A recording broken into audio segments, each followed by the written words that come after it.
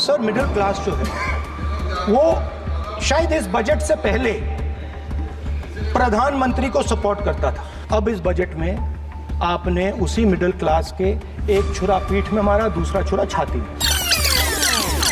During the ongoing 18th Lok Sabha session, Rahul Gandhi launched a fierce attack on the Modi government.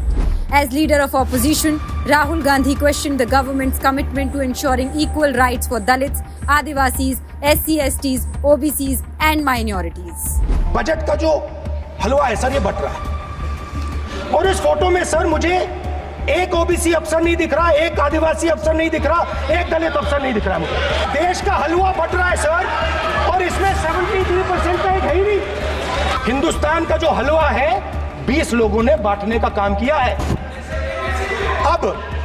अब speaker sir, उन 20 लोगों में से 90%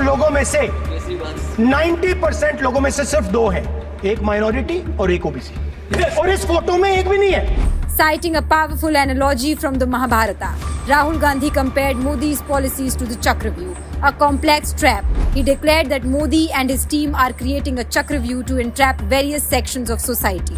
कुरुक्षेत्र में एक युवा को, अभिमन्यु को 6 लोगों ने चक्रव्यूह में मारा था।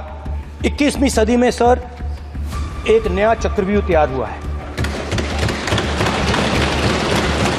स्पीकर सर वो भी लोटस की शेप में है सर, और उसका चिन्ह प्रधानमंत्री जी अपनी छाती पर लगा के चलते हैं। सर जो अभिमन्यु के साथ किया गया था, जो अभिमन्यु को चक्रव्यूह में फंसाया गया था, वही हिंदुस्तान के साथ किया गया है।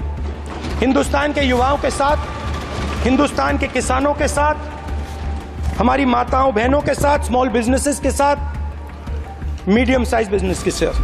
For the past decade, every budget presented by Modi and Finance Minister has further entrapped the people of India. Rahul Gandhi emphasized that the budget seems to be prepared only for Adani and Ambani at the expense of common Indians. Adani जी और Ambani, sorry, A1 और A2 की रक्षा करनी है, मैं समझता हूँ, no problem. वो sir ऊपर से ऑर्डर आया है सर, ऊपर से ऑर्डर आया है सर, मैं समझता हूँ, मैं इस पर कोई टिप्पणी नहीं करूँगा। Rahul Gandhi urged the people to shatter this Chakravyuh, enabling the country's emergence as a developed nation.